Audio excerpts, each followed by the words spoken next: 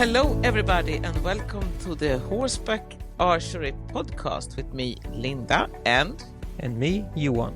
And this week, we're just gonna continue where we left off last time. Enjoy. We forgot about your opinion about the Slavic technique. Yeah, Slavic technique, it's of course quite old, and the same quite new technique because some horseback archers was starting to upgrade the technique.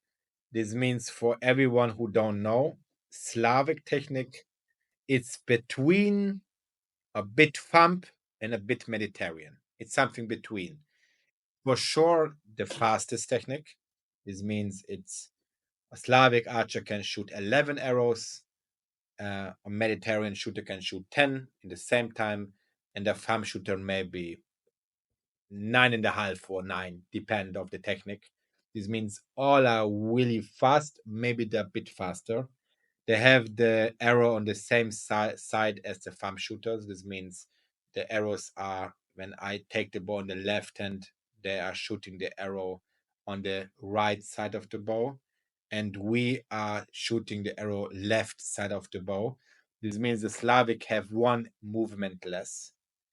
Just the only negativity in this technique that most Slavic shooters, they're shooting amazing fast, but they don't close the shoulder blades and they're using the joints and they don't wait.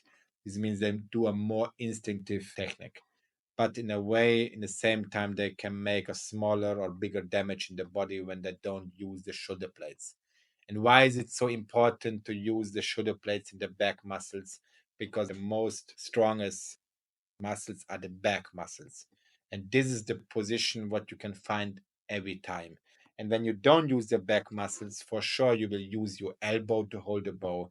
Maybe you will use the shoulder joint to hold the bows. And the joints of the body, as the knee or the elbow, is one of the weakest in our body. This means when we are doing too much with our elbow, then we have damage. It's in a way same like in tennis, for sure. The sport is a beautiful sport, but many tennis players have problems with the elbow, or many runners have problems with the knees or with the hips. These are the weaker points in the body, and we need to putting everything on the bones, and we activate the bones to 70%, and we use just 30% muscles. And when we use the bones to hold the pressure of the bow and to keep the aiming, then it's quite easy to shoot accurate and straight and without damage. And the Slavic archers need to care that they are really fast and they're holding the string a bit. And the other little mistake is when they do a release mistake, and it's now difficult to explain that everybody understand. When the Mediterranean do a release mistake, the arrow go away of the grip. This means it make a more circle away from the grip and it will fly badly, but not so bad, and it maybe will hit some of the kill zones. But when a Slavic archer do a release mistake to explain you are influencing while opening your fingers, and you move the string away from your body and the arrow too, and then you let it go. Means the string and the arrow will move back to your arm and it will make a snake movement. I explain it like that. And when the Slavic shooter do a mistake, the arrow will hit the grip of the bow, means the arrow will fly really badly and for sure it will be a miss. This means when a Slavic archer do a release mistake, then the arrow, it's not sure it will hit the target. And we can often see that Slavic archers do a huge katra into the shot.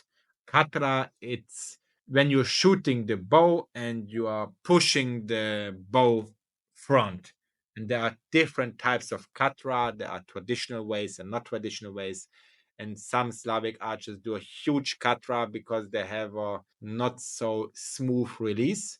And they make one mistake and they do other mistake to correct the mistake. I hope you understand. Of course, it's possible to do it also right. I was trying to shoot with Slavic technique. It's a really fast and a really safe technique. Just you need to keep a bit more attention on the release. But when you have a light poundage bow, you can shoot a really high level in Slavic technique. And for sure, now we have a lot of horseback archers with the Slavic technique, and they are shooting really high level and nice shooting. And I think it's one of the nicest techniques. It's like Lord of the Rings, like the Alps when they're shooting from the back river. It's really smooth, it's really fast, and in a way also really accurate. This means for right now, when we look all the techniques, in a way everybody can decide what they want to choose. This means everybody asks me, why do I use Mediterranean? It's just because of statistic. I look at statistics of the winners when we look the world championships. I look how many percentage are using what and who is winning. And for right now, the statistics says with the Mediterranean, you have a bigger chance to win. But it's not exactly like that because often really good Slavic archers was not there. I hope you understand. This means it's a really tricky question because in Mongolia, many horseback archers was not there. But we have in every technique winners. Means when you like something, you can choose it, you can do it.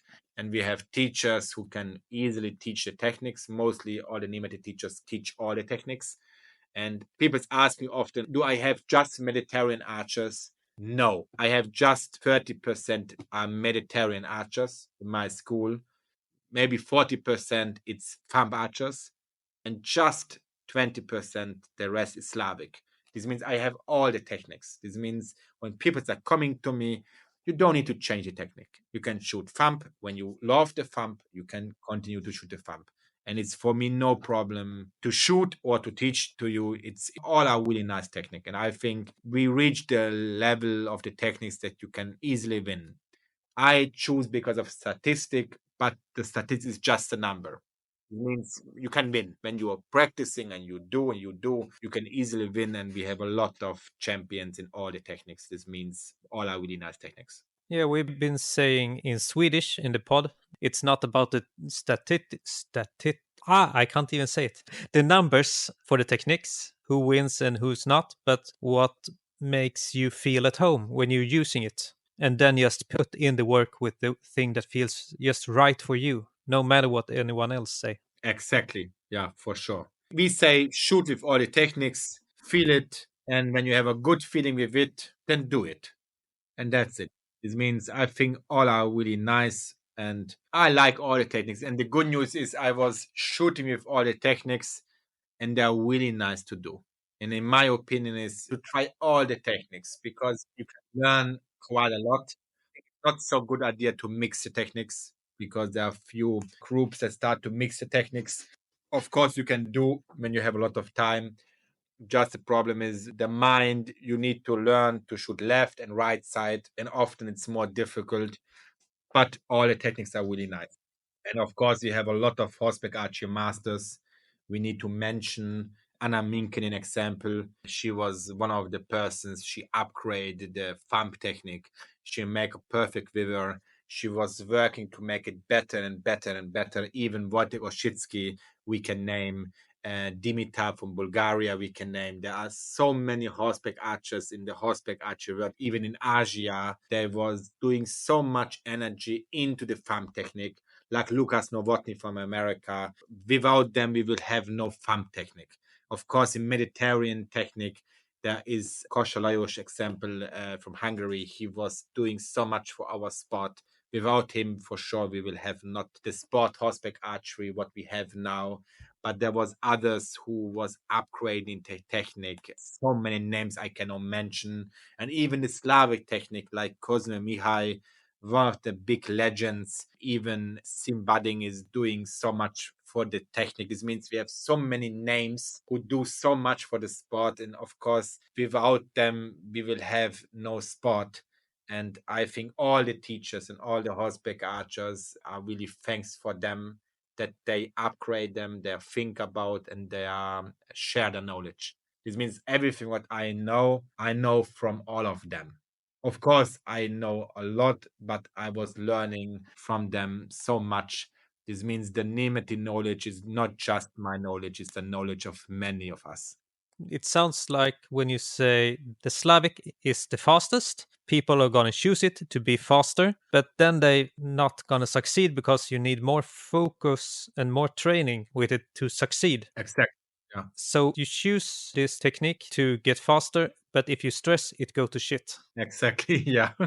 So then it doesn't work anyway if you choose that technique for that reason. Yeah, that's the thing. When people are coming, I ask questions. The first question will be, what is your lifestyle now? What was your lifestyle before, and what will be the lifestyle in the future? Because all the three can influence in your decision. The second question is, what is your job? What do you do? How do you use your body? Do you sitting in the office example? And then the third question is, how much time can you invest to do this sport? Do you do it as a hobby? Do you do it as a world champion? And when I have the question of the three, I see the body shape, then I can tell the person choose this technique, because with this technique for you, you can go the most up. But of course, when somebody come to me and have the technique and the person tell me, please, Chris, don't change me. I want to keep this technique, I will keep. But when the people say, I want to win, and please, Chris, do everything that I can win, I'm much more harder and I tell guys, forget it, change everything and do this, because maybe their body is not good. Example, the women's example, when they have bigger breasts in front and they use a Mediterranean technique, is not the best choice. It's often better to use Slavic or Persian, because you can use a shorter bow. This means the string will not touch the body. This means there are a lot of little things, you need to figure it out also how tall you are. This means when you are a shorter person, often it's better to use Slavic and Persian technique and not Mediterranean. But when you're longer, it's better to use. But it's really depend. It's every time depend. It's not so easy. But of course, when close to you is living one of the best thumb archers in the world, and she or he is mentioning you to do thumb, then maybe it's better to keep thumb. It's really depend of the situation where you're living too. But all the techniques are nice. Really difficult. It's the same question. What is the best wine? Red, white, or rosé? I like all of them. It's really depend. In summer, maybe the rosé. In winter, maybe the red wine. It's really depend. Yeah, and then you got different grapes also. So it's not just three choices. It's so much more. Exactly. This means it's not good to say just red wine and is the best. It depend. All are really great. And I think it's good to ask the specialist. In my opinion, when you don't know, ask. But when you love to do some traditional way and you want to keep it too close to the ancestors, for sure, pump is the closest. When did you decide to start your academy? It's a really, what do you say, huge horseback archery school. Yeah, we were starting like that. That I was teaching riding at. I had more and more students, and my family. We decide to make a system, a horseback archer organization, what's mostly based on teaching and about equipment, about clinics, and we was doing also smaller competition just for us, and we was competing in other countries. This means we was flying to other countries and competing, and in 2009, 9, 10, our club was official, but we start the academy around 2008, 2009. I was starting to teach with my family, and in 2010 we had our school. But of course, we was changing so much, because every time the most question about the organization: what's good, what do we keep, what's not good, what do we need to change. And of course, in teaching, first we was doing just Mediterranean, then we realized it's really good to taste other techniques in a way, like a red wine, white wine, rosé. It's really important, you need to taste. Maybe you like the rosé, maybe not. It's not good to say it's a wrong technique, because when you say it's a wrong technique, you say it because you don't know how to do. When you do and you try it by yourself, you will realize in every techniques there are positive and negatives. And now it's really interesting to do. I we start to upgrade their equipments. Every time we ask people what is missing, a saddle. Let's do a saddle. What is missing? A timing system gate. We do a timing system gate. Now we're working on target sensoric system. This means when you hit the target, you know the points immediately, like a darts target. This means I was investing a lot of things because I like to combine the technology. But even in the knowledge, in 2021 we decided to teach teachers. This means we was making clinics for teachers, and we was inviting people who have interest to be Némethy teachers, and we was teaching everything in riding, archery, horseback archery in a basic level. And there was coming 20 teachers in the first year, and I was really thinking what to do, because there was coming a lot of nice, sympathetic horseback archers. Few of them was really strong in everything, and we was just teaching how to teach, how to do. And they was also passed the exam, but we also realized there was a lot of teachers that was strong in something, and in the other thing, like in riding, they had a lot of smaller problems. And this was also the reason that why they cannot go on. And we was quite strict, and I was telling them, guys, listen, I like everybody, I love everybody, but I never give exam because they are sympathetic. This means you pass. When you don't know, you will not pass the exam. And of the 20 teachers, maybe 9 pass some of the exams, 11 was not passing or even not trying the exam, and just 2 of the 20 do all the exams. And this was the first time where the teachers was thinking about the knowledge, because I want to bring the peoples on the good way. And then there was coming back, there was learning how to ride exactly, how to sit on the horse, how to teach, what to say exactly to the students, how to teach kids or adults. There are a lot of skills to do. And now we have more than 20 Némethy teachers all over the world. Some have just archery, some have riding with archery, or others have all the exams. And they are for sure one of the best teachers in the world, because we want to keep the quality. And also, we were starting to create big competitions. Mostly in 2017, he was doing the first international competition. It was maybe 50 countries with 12 countries, 50 competitors with 12 countries. And in 2018, I was stupid enough to tell we will do the World Championships. And it was January when I decided to do, but I was not knowing how it looks like, because nobody was doing a world championship before. And I was thinking it's not so difficult. Yeah, we go there and with a little work, we will do it. And then I realized I need to work 16 hours, 4 months long, to finish the first world championships in Hungary in 2018. And this was a lot of work. Was it actually the first world champion ever or the first one in Hungary? The first competition ever what was so large. This was a competition. Why it was different from others? Of course, we have 3 federations. This means we have the kosher system, we have the WAF, and we have the EHA. WAF was doing competitions in Korea. His competitions are also world championships, but there are just 2 free rounds per rider. This means you have every day 2 free rounds, and that's it. This means there was 90 competitors, there was 2 rounds, and that was everything. Huh. You don't shoot more. Koshe was doing in his little circle the competitions. His name, the name was also maybe World Championships, but it was just for his school members, and it was a really nice competition. But it's just for his competition styles. This is usually 1 day competition, and it's just for the top 10. This means he was not inviting everyone; he was doing just for the top 10. It was a bit different. And our competition, this was a 3 days competition with 3 styles in the same time. This means we had 104 competitors, we had 120 helpers, and we was using 3 tracks in the same time, and a camera team was doing a live streaming at one competition. And we had 2,000 people to watching the competition, and we had a festival in the same time. This means it was 70 horses, was the biggest competition ever made, with the most tracks, with the most helpers.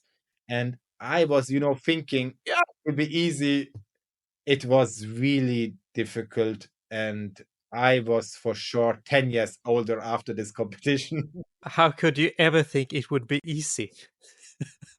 Yeah, because, I was thinking it will be like a bigger international competition, but it's so difficult to make the official opening ceremony, to make nice prizes. And even this was the first time we make a live streaming, but it was a Hungarian television, a sport television. We was working with them. We had a lot of interviews, and around 1 to 2 million people saw the sport streaming just in Hungarian. And it was really interesting because it was the first time people saw in Hungary what's really horseback archery, because we have horseback archery, but there is no television, there is no streaming, there is no commercial videos, there's some small YouTube things, but nothing special. And this was the first time you can see in the national television, in the sport television, horseback archery. And the competitions was 2 hours long, these videos. And after the 3 days, this was just the qualification days. We had the last day the finals. This means the top 10 youth and the top 10 adults was competing again for the world champion title. Others was not doing like that. This means we was finishing it, and I was stupid enough to be the organizer, to be the teacher, and to be the competitor in the same time. This means I was competing, and I was even placed number two of the rank list. But I can just do it with 7 energy drinks. This was the last time, and I was drinking this unhealthy stuff, because I need to wake up, and I had so less sleep. I was sleeping maybe per day 4 hours, and it was so difficult. But it was a big promotion for our sport, and I think everybody who was there, we had 24 countries who was there. It was a really big highlight. And of course, we was continue to make even better competitions, and 1 year later we make the youth championships for the kids. And this was also with videos and with the sport television. And we was doing, I think, one of the best children and youth world championships, because we love kids. We have a lot of kids in Hungary, and I was putting a lot of energy into this project. I'm wondering what was the competition on the finals? Competition world championships. As I remember, we was doing 3 rounds tower, 3 rounds raid, and we was doing short hunting track. Or we take some percentage of the first 3 days in, Yeah. and the last percentage was happen in the short competition, because of course, we want to make it more fair when you was shooting high in the first 3 rounds, that we don't put it to zero. This means it was a combination, and Maucher Agi and Maucher Levante, there was winning. This is a family, both of them win. Levy was first, I was second in the adult category, and he was shooting an amazing performance. And Agi was the youth world champion. And of course, we get a lot of promotion because we do the impossible happen. The live streaming was really good, just not so international. This was the little mistake. But we had a lot of shows, a lot of stands. There was a lot of people who was selling Hungarian little things, a ring or a necklace or some kaftans. And there was a lot of martial art shows in the same time, because the last final days there we had 3,800 audience who was coming and visiting us. And it was of course a lot of work to make them happy too. But we was learning of course a lot. And after, some people tried to do it similar what we do, but for right now it was quite difficult, because you need to have a high level. And I had a lot of luck because I have a good team with me. This means I was not doing it just alone. I had a really good team even now. This means I am a leader, but I can be just a good leader when I have a good team in the background, and also a really strong family who's every time helping me. And of course the good horses, and this means there's a lot of things what's helping me in the background. This means when I do something, it's often not team, and that's I'm really thanks for all of them, because without them, without all the help of the Hungarians, it's impossible to make a huge competition like that. Yeah, I would say that your entire company would be impossible with all that people around you that backing you up and help you. Yes, and in a way, because of that, we was doing now, example, this year the European Championships. This television team is not existing anymore because after COVID they need to close the company. But we was working with a private television group. This means I need to pay by myself everything, and it was really interesting because I think we reach a level that we have a lot of nice clinics with a high level. We have a lot of nice equipments. We have a nice show. And I was thinking how to do a competition. We have a live streaming in YouTube. We have really good commentators who are telling us everything. And people can visit and see us in YouTube in live. And people can see it even now. This means it's the Nemedy channel in YouTube. At a live part, you can see all the videos. I must say big thank you for the broadcast. I was watching the entire contest from Friday to Sunday, everything live. It was really wonderful to follow.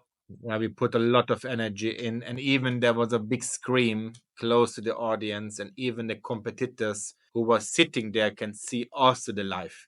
This means it was the first time we see a hunting track from the beginning to the end, because usually the rider start, he's disappeared, and after 6 minutes he's coming back, and we ask him how was the shooting, and maybe we can see some little parts because the tracks are so long. Mostly we cannot really see what's happened.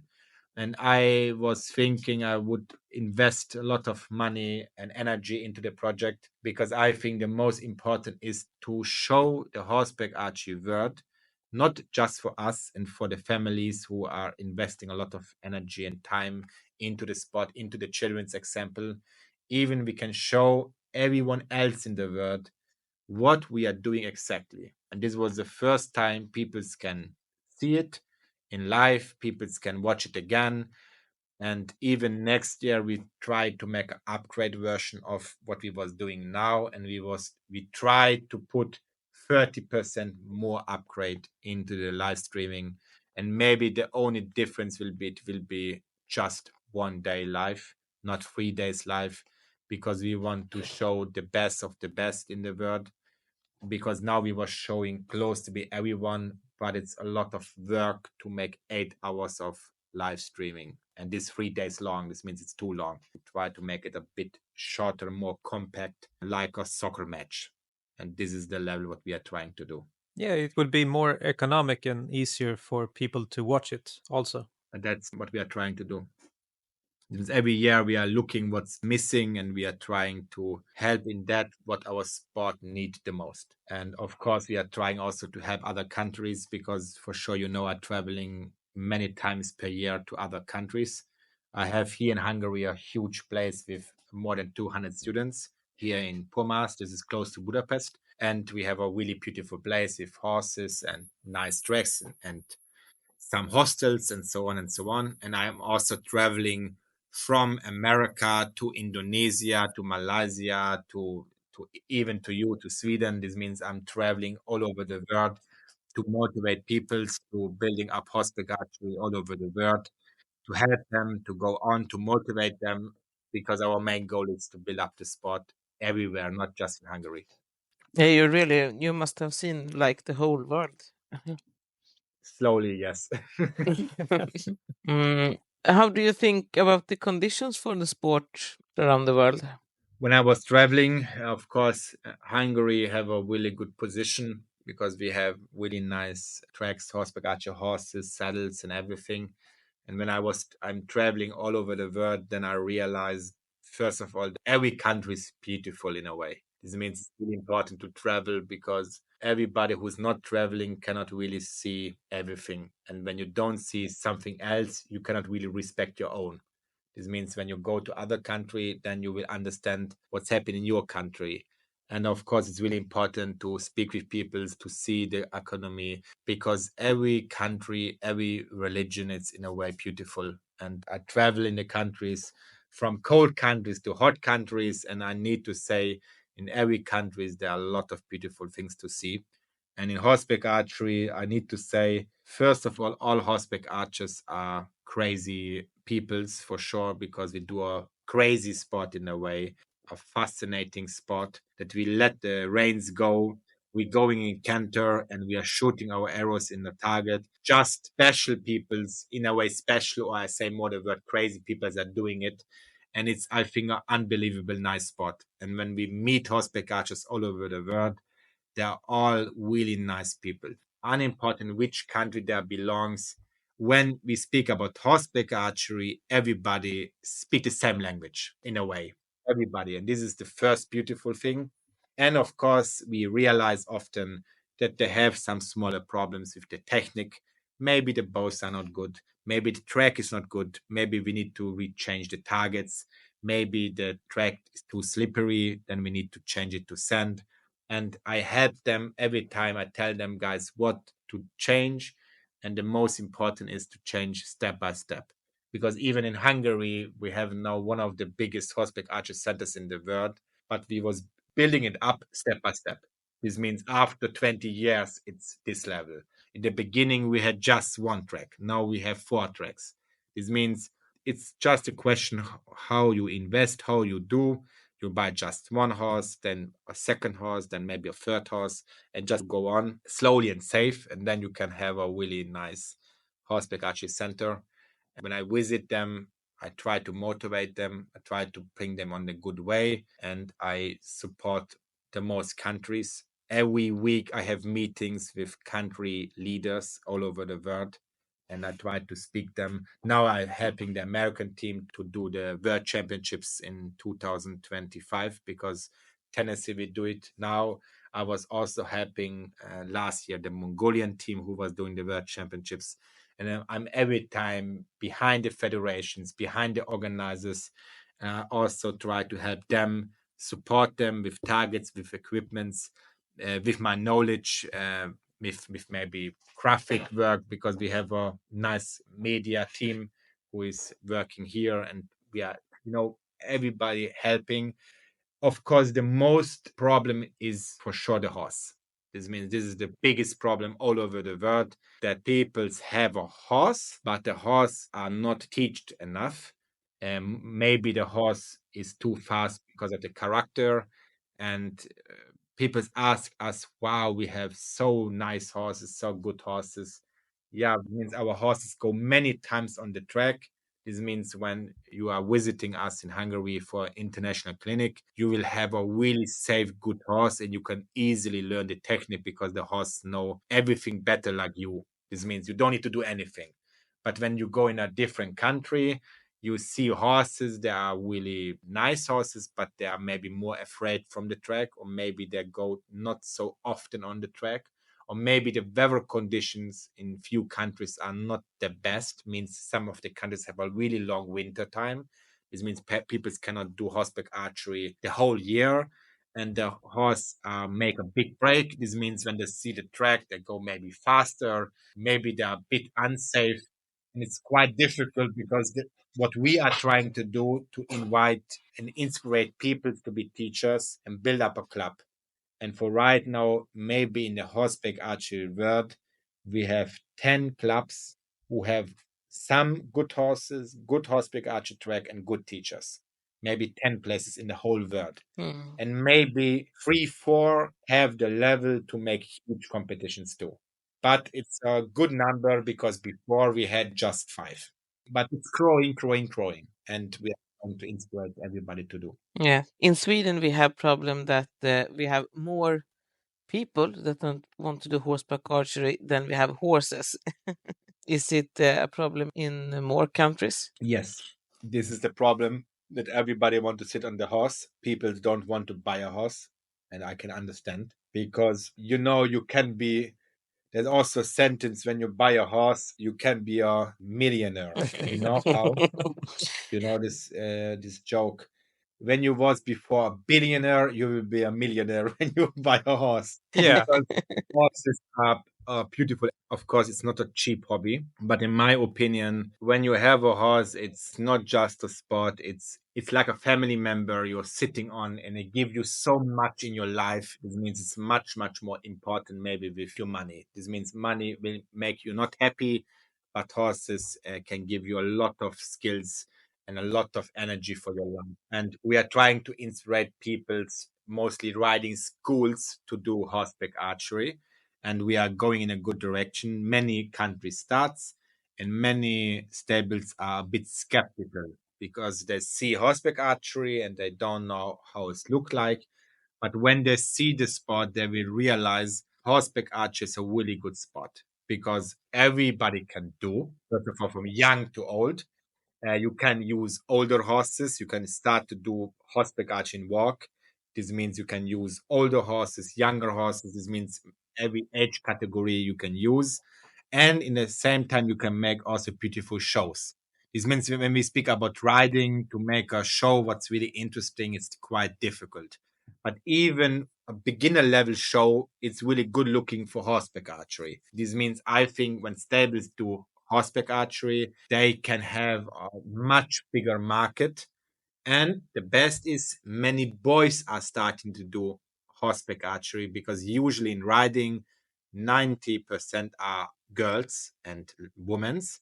And it's really nice that we have it like that. This was also one of the reasons why I start to be the rider at first, because we have a lot of girls in the sport. But it's not so good, this unbalanced stuff. This means when there's too many girls, it's not good.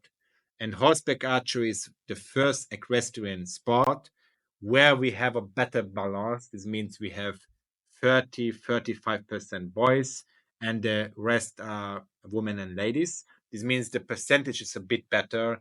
And I think it's really important to have both in the group because it's better. The symbiosis, people can speak much better. When you have just girls, it's not every time good.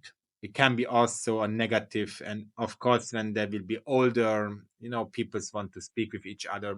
Maybe people want to find new friends. And when everybody is the same, it's not every time positive. Yeah, but also here in Sweden, it's more and more families that go together and everyone train this sport and compete together.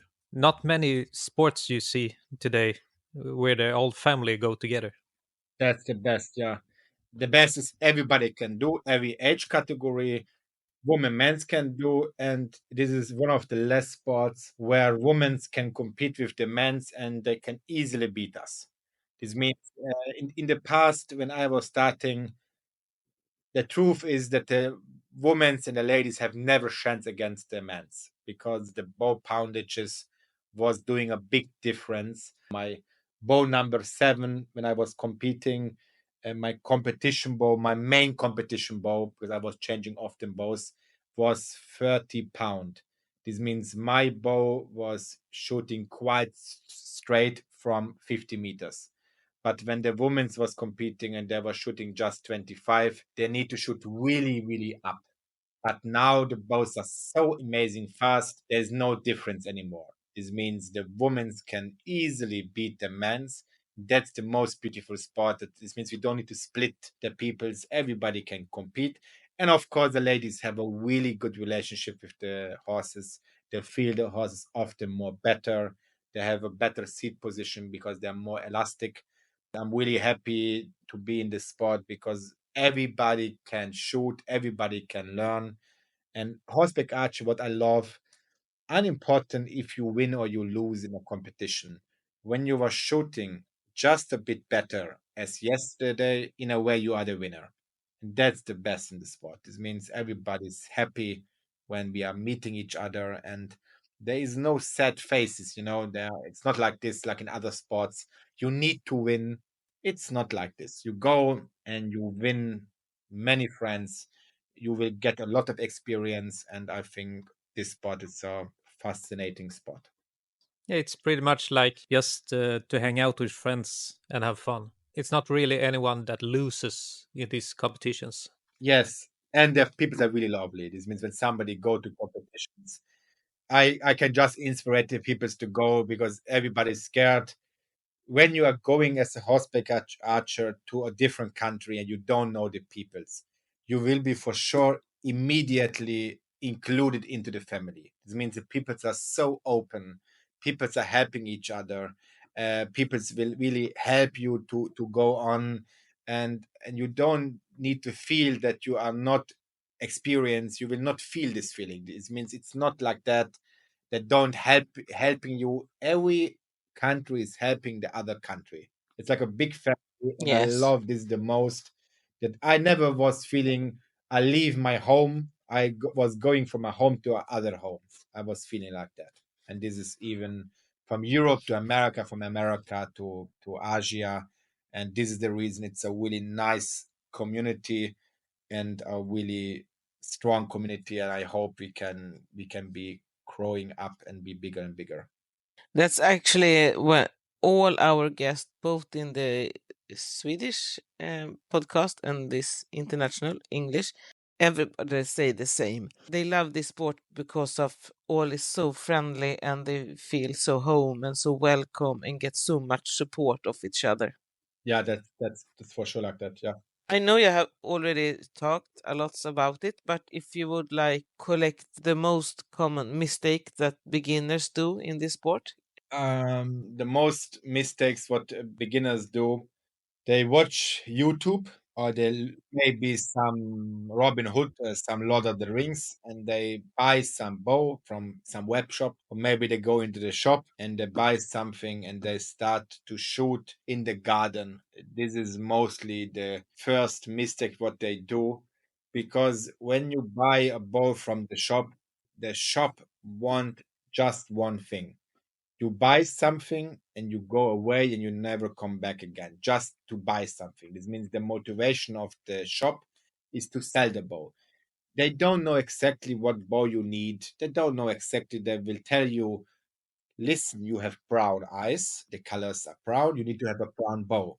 That's it. But of course, the color is less important when you take a bow, and they give you some short arrows. And of course, you try to shoot. You look maybe YouTube.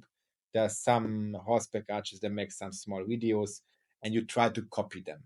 But you never need to forget these masters who make YouTube videos and they shoot a really fast level. They do the sport more than 20 years. This means they were shooting so much that the body save a really instinctive technique. And what do they do? They have a wrong equipment. They start to do a fast technique without technique, to shoot just fast. And in the beginning, the body will learn all the wrong movements, and this is the little problem that you will lose, that you will learn bad habits. The main problem is when you're shooting with a heavy bow with a wrong technique, you can damage your body. And of course, the body are really strange. It never says in the beginning that you do a bad thing. It don't say, because body will be used to it. You can continue to shoot. You can shoot 1, 2, 3 years and you will not feel even any problem. And when you do every time the same mistake, even after time, maybe you will also hit the center a few times. And then you will say to yourself, wow, I do a really nice technique. I was shooting 10 arrows and I was hitting 2 times. It's because of luck. And you will not think that you do a wrong technique. You will continue to do. And after you will reach a level and you will shoot with the wrong equipment and with the wrong bow and with the wrong technique. And there will be coming a level what the most of horseback archers feel they cannot go on. This means there stops at a position and they don't go up. Maybe they go up with 5% and they fall down with 5%, and they keep every time the same level. And then this is the time mostly when they start to maybe contact a teacher. And we have now really good horseback archer teachers all over the world. And the teachers tell, listen, you shoot with a bad bow, you shoot with the wrong arrow, the knock is not good, the fletching is not good, the string is not good, the bow is not good, you are not good. In a way, everything wrong. And we, of course, also explain why. and the person with a short presentation with some shots, he can also start to forget the mistakes.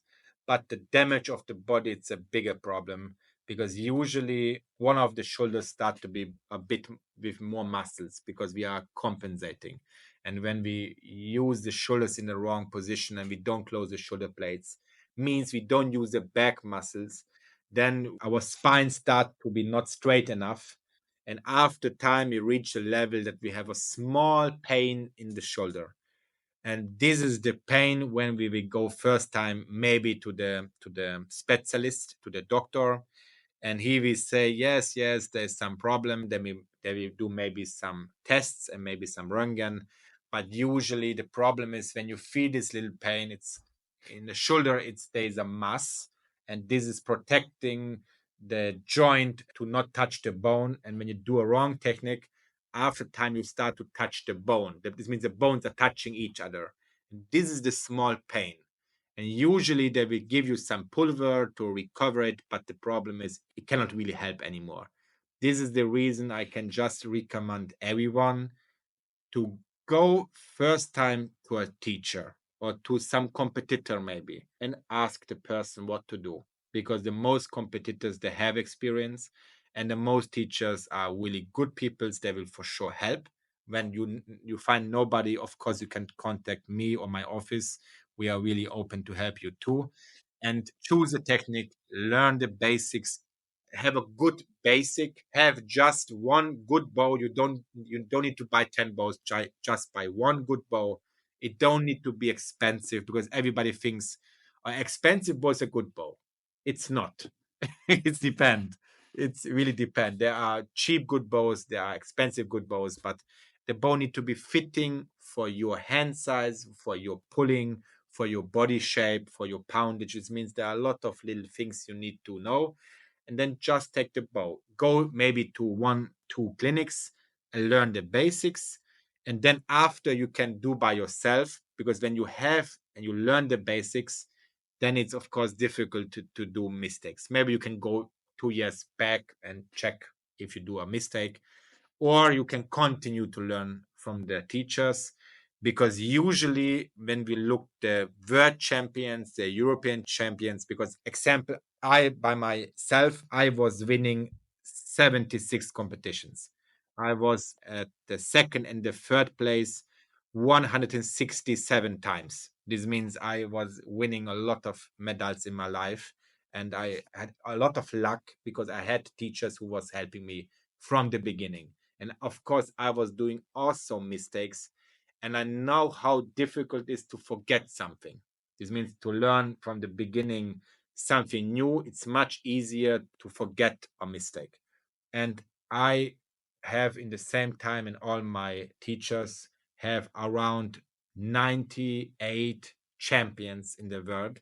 This means we know how to create champions, and mostly 99% of the champions have teachers.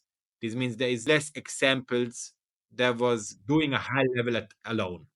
There is not really. This means you need to have a team, you need to have a family, you need to have some support. This means to shoot alone, high level, it's a team sport. It's better to do it in the team. It's much more fun. I think it was Hannah that said she heard from you. If you train yourself, you get really good on your mistakes. Yeah, exactly. That's the truth. Yeah. This means this is the first mistake example about the equipment. The second mistake, of course, that the people want to grow up too fast. They want to shoot more and more. No, no, no. Shoot slowly with a nice. When you feel, then shoot a bit more. Take 3 arrows, take 6 arrows. Make it slowly. And every time when you feel that your technique start to destroy it, you need to slow down. This means, because the problem is when you do it really fast, you can do it fast because you let something out, or maybe your body is faster. But the most people are faster because maybe they don't pull the string to the fixed point. They let the arrow earlier go. Means they pull the string slowly and they let it earlier go, and means they make a mistake, a technical mistake, and they will say they was faster. Yeah, but there was not giving the possibility for the arrow to fly straight out. It means when you make a good technique, It's not just the body. It's good technique means in a way, let the arrow out without influencing. This means the arrow need to fly straightest as possible. And when the arrow is straight into the target, this is the first signal you was not influencing the arrow. The second level is to shoot all arrows in one position, not in the center. Usually, the best is when beginners are not shooting in any target face. Just shoot somewhere in where there is no target face. Because when you're starting to aim, you will destroy your technique in the same time. In the beginning, the best is you shoot just on maybe hay bell or maybe in a target where there's no target face. This means you don't need to have the kill zones on. And when you allowed to shoot the arrow straight and all arrows are in the same position, then it's easy to put the target face in, and after a short time you will shoot all into the center. This is the way how to do, but the most people want to be champions tomorrow. I hope you understand it. They want to do it too fast. Yeah, Yeah. yeah, we understand. And I can say with me started with heavy short bow that I thought was perfect for me. I got some pain in the shoulder after a couple of hours, and I just thought, I just need to get more muscles. Yeah. The technique is decent. I get decent scores, even though I was beginner, and so I just push it through and work up more muscles. And after talking more to Isabel, and she walked through with some techniques, and I realized I can't pull my bow far enough, and that's a problem. And she let me try her bow, and it was a lot lighter, not so heavy, and I could hold it and really think about how I was holding everything, and everything felt way better. And I just, okay, I need a new bow. Yeah, it's really interesting. So then I went to your clinic and got to try that Genesis. Mhm. And I don't think, even though it's only, I think, 21 pounds, I can't see I ever gonna change that one. I'm really happy with it. I'm happy to hear. Yeah, they're really good bows, and it's much easier. And the other thing is, everybody thinks a strong bow is a good bow because the strong bow will be fast. The problem is when you have a really strong bow, you need to have heavy arrows. This means the spine need to be smaller, the shaft will be thicker. You need to have a heavy tip. You need to have heavy fletching. Means the arrow will be not faster, the arrow will go deeper into the target. You understand? This means when you have a really strong bow, it will be not fast. It will be just making more damage on the target. Yeah. This means you will lose much more energy to take the arrows out of the target. And a lot more energy to get the arrow into the target. Exactly. This means you lose just energy at the shooting and at the collecting. And this was the reason when I was coming to Turkey. I remember this was in 2000, I don't know, 16, 17. We was meeting the Turkish horseback archers, and it's a really nice competition. I have a lot of friends, and they usually was shooting in these times with heavy bows. And there was not understanding. I was coming with a 29-pound bow, and they was coming with 50-pound bow, and they shots was much slower as my shots, and they don't understand.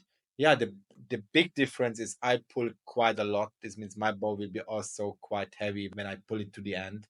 And I was shooting carbon arrows. I had really light arrows, and they were shooting with wood arrows. This means it's impossible, to compare a carbon arrow with a wood arrow. This means they was doing it more traditional way, and we was doing it with a more sport way. And of course, even the Turkish horseback archers start to shoot with carbon now, and there was also realizing it's much easier and of course more safer too, because the wooden arrow can break easily, and it's also not just because of winning reasons we're using carbon, is because of safety reasons, and it's more safer, and in the long term it's also cheaper because wooden arrows can break really fast, and carbon arrows, of course, they can break sadly too, but when we care on them we can shoot quite a lot without damage. Have the Turkish teams also changed to not so heavy bows? or do they still continue with the heavy 50 pounds? As I see, the Turkish horseback archers, first of all, they do a lot of competition styles. Even we use them now. And what I saw, most of them start to shoot with weaker bows because they was traveling a lot of times to Europe. They show their culture, we show other cultures, they show their techniques, and we show our techniques. And every horseback archers was learning from each other. We was learning from the Turkish horseback archers how fast they are, how they do. They are really martial art persons, and I need to say love their culture. And in a way, when you want to go to holidays, go to Turkey because it's a beautiful country. Okay, it's just no commercial for Turkey, but it's really, really lovely. We was learning from them, and they was learning from us. This means everybody take the best out of it. And what I realized, the most of the Turkish horseback archers start to shoot with lighter poundage bows. And even we meet a lot of kids. This was last year. I meet a lot of Turkish horseback archer kids. And I need to say, I love it. How they think, how they do. They was singing the Turkish hymn and really loud, and I was really proud. And I really love the kids. And I looked at bow poundages, and that was, of course, a bit heavy compared to Europe, but much better poundages. And it's really important because kids will do what the adults do. When we are using weaker bows and we explain the kids what to do, they will have a long horseback archery career without any problems. And they can easily win because everybody asks, what is the best poundage bow? Agi Maurer was world champion with a 24-pound bow. This means you don't need to have a heavy bow to win. I know champions like Chloe Simon from the French team. Of course, everybody know her. She's one of the best. She was competing with a 21-pounder many years, and she was winning. Rafael Mallet in the beginning, he's the best horseback archer now in the world rank list. Also, one of my students, and also from Ellen. And he was using 23 pounds, really long. Now he shoot 27. This means the most champions are using between 24 and 27, 28 pound. This means nobody of the champions, close to be nobody, using over 30 pound. Okay, it depends of the size of the person, because when you are smaller you can take a more heavy poundage bow, but to take a 50-pound bow, I think we don't have really example. And what I realize, unimportant which country you belongs to, you will damage your body. You are, because our ancestors was shooting with the bow, with heavy poundage bow, because they was killing the enemy. This means they was using 60, 70, 80 pounds, but you all need to know they was dying with 30, 35. This means they was not living till 80. They didn't get the injuries. Yeah, this means it was a lifestyle. This means they were shooting every day. They was riding every day. And now in 2024, we have university, we have school, we have family. And what do? We shoot maybe per week, one time, two times, three times, maybe per month, one or two times. We are not shooting every day. And I hope we are not using the bow for killing. This means when somebody wants to do it, please turn off the podcast. But we are really safe spot. We have really less accidents, and now we have a really nice upgrade spot for sure. But I get curious, how come they leave the 22 and 24-pound bows and start with the 27? When they know it's the technique and they've been winning, why move up in the poundage? They was moving up with the poundage because they grow up.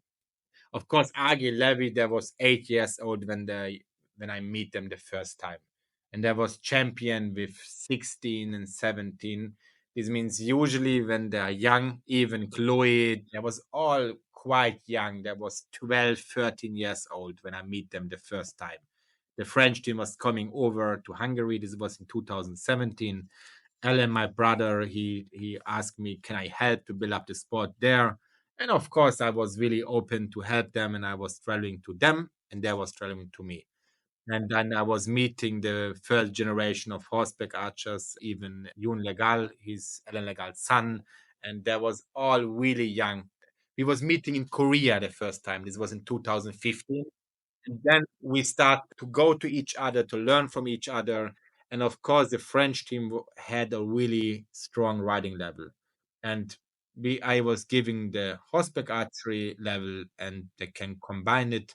And in the way, in the beginning, when somebody is 11, 12, 13 years old, I give them for sure a weak bow. Why? Because they grow up quite a lot. And between 13 and 16, the children grow the most in these ages. And when you have a heavy poundage bow, you can damage your body. This means it's important to give them a weak bow. And when they reach 15, 16, this is the age, in a way, they will not grow more up. Mostly they reach 95% to 100% of the size. And this is the time when they can pick the bow for a long term. And then they change usually the bows to a heavier poundage bow. This means they can change from 20, 21 to 24, 27 poundage, depend who is using it, and everybody change. The second reasons why they change, because we do every year better and better bows. When I meet them the first time, 2017, we had really good bows. But after COVID, we make so much better bows that everybody want to use the better bow. It's not just the chance because of poundage. The grip was smaller, the bow was faster, the bow was smoother, the bow was more accurate, and people was changing because it was another type of bow. And usually people keep the bow, and when you change bow, you change because poundage usually you're not changing. This means most people keep the poundage between 24 and 27 pound. You can go more up, but you will not shoot better. Usually not, because the biggest difference, the biggest fast shooting, it's 50 meters. And when you have a 27 bow, maybe in a Genesis MOL, what you have too, it's straight from 50 meters. This means you don't need to shoot more up. That's the reason they don't change. And that's all for this time, and the last part will be the episode for next week. Goodbye and take care.